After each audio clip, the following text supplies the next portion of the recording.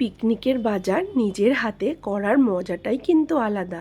সেই ভেবে সব বান্ধবীরা মিলে বেরিয়ে পড়েছি পিকনিকের বাজার করার জন্য।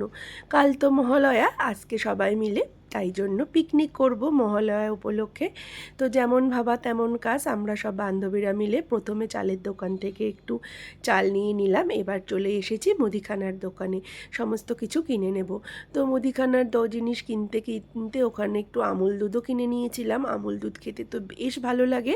তো সবাই মিলে বাজারও করছি আর সঙ্গে আড্ডা ইয়ার্কিও বেশ চলছে। তো এই যে আমাদের প্রায় মুদিখানার বাজার কমপ্লিট হয়ে গিয়েছে।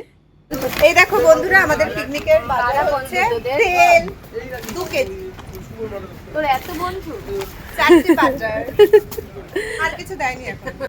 তো মুদিখানার জিনিস নেওয়া হয়ে গেলে চলে গেলাম একটু সবজির দোকানে, টুকিটাকি সবজি নিয়ে নেব। তার জন্য পিকনিকে সমস্ত বান্ধবীরা মিলে পিকনিক করার কিন্তু একটা আলাদাই মজা। তো আমরা কিন্তু বাবাদেরকেও বাদ দিইনি, বাবাদেরকেও আমাদের পিকনিকে অ্যাড করেছি। আর বাজারপাতিটা আমরা সব বান্ধবীরা মিলেই সেরে নিয়েছি।